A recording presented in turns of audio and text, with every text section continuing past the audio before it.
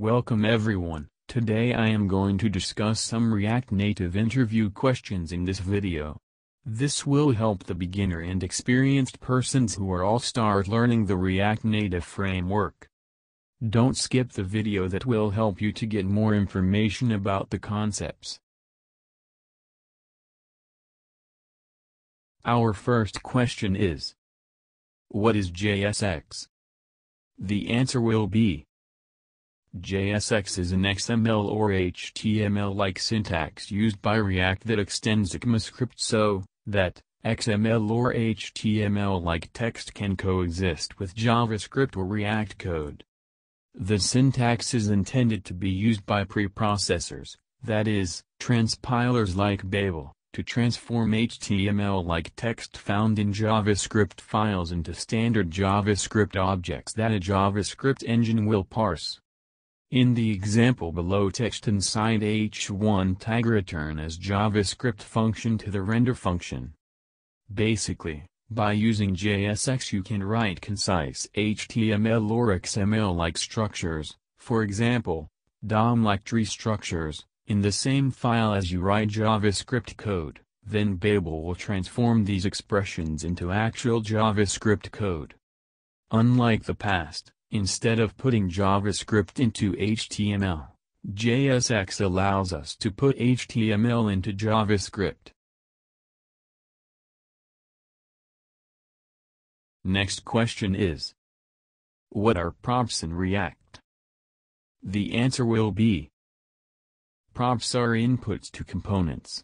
They are single values or objects containing a set of values that are passed to components on creation using a naming convention similar to HTML tag attributes. They are data passed down from a parent component to a child component. The primary purpose of props in React is to provide following component functionality. Pass custom data to your component. Trigger state changes. Use via this.props.react prop inside components render method. For example, let us create an element with a React prop property. Element component receives the React prop as a props.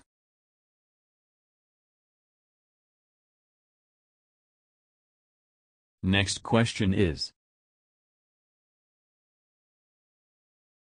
the answer will be, state of a component is an object that holds some information that may change over the lifetime of the component.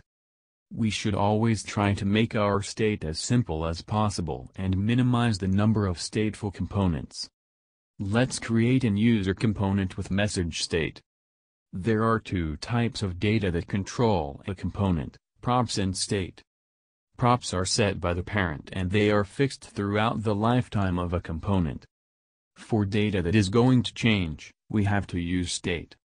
In general, you should initialize state in the constructor, and then call setState when you want to change it. State is similar to props, but it is private and fully controlled by the component. I.e, it is not accessible to any component other than the one that owns and sets it. You can also use a state container like Redux or mobx to control your data flow. In that case you would use Redux or mobx to modify your state rather than calling setState directly.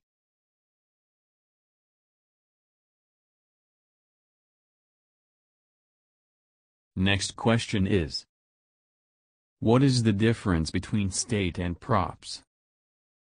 The answer will be, both props and state are plain JavaScript objects. While both of them hold information that influences the output of render, they are different in their functionality with respect to component. Props get passed to the component similar to function parameters, whereas state is managed within the component similar to variables declared within a function. The difference is all about which component owns the data. State is owned locally and updated by the component itself. Props are owned by a parent component and are read-only. Props can only be updated if a callback function is passed to the child to trigger an upstream change. The state of a parent component can be passed a prop to the child. They are referencing the same value, but only the parent component can update it. Next question is: what is the use of arrow function in ReactJS? The answer will be: arrow functions are extremely important for React operations. It prevents bugs. Arrow functions make it easier to predict the behavior of bugs when passed as callbacks.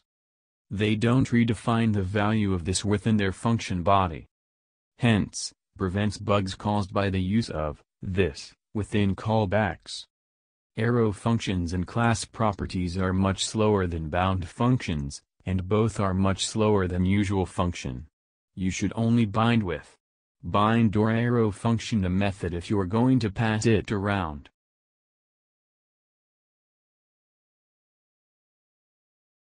Next question is: what are the controlled components and uncontrolled components in ReactJS? The answer will be: controlled component is more advisable to use as it is easier to implement forms in it. In this, form data are handled by React components. A controlled input accepts values as props and callbacks to change that value. The uncontrolled component is a substitute for controlled components. Here form data is handled by DOM itself.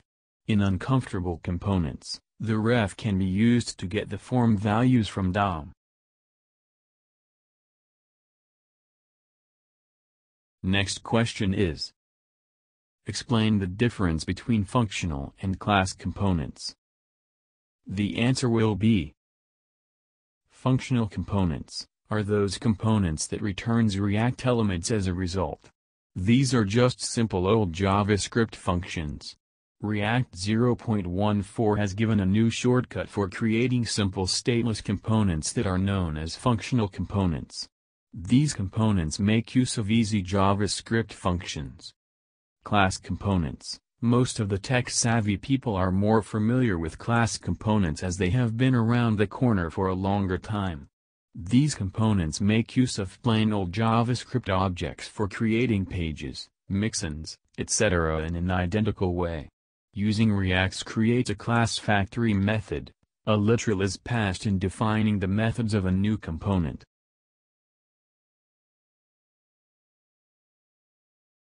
Next question is: what do you understand by higher-order components in ReactJS? The answer will be: higher-order components, HOC, is a function that takes component as well as returns a component. It is a modern technique in React that reuses the component logic. However, higher-order components are not a part of React API. These are patterns that emerge from React's compositional nature. In other words, HOCs are functions that loop over and applies a function to every element in an array. The component transforms props into UI, and a higher-order component converts a component into another component. The examples of HOCs are reduxes connect and relays create container. We call them pure components, because they can accept any dynamically provided child component but they won't modify or copy any behavior from their input components. Higher-order components can be used for many use cases: code reuse, logic and bootstrap abstraction, render hijacking, state abstraction and manipulation, props manipulation.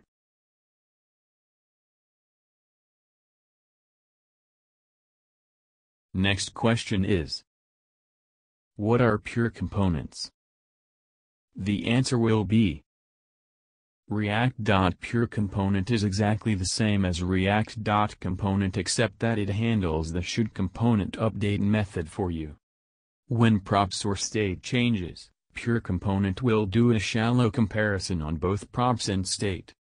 Component on the other hand won't compare current props and state to next out of the box.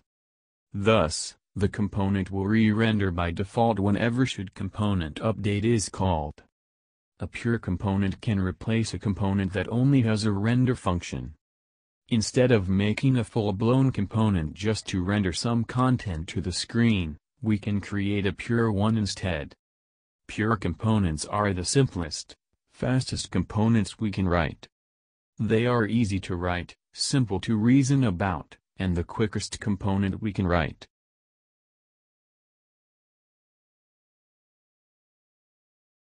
Please like the video and share the video with your friends. Also don't forget to subscribe our channel to get more technical videos. Press the bell icon to get immediate notification if any new videos published in our channel.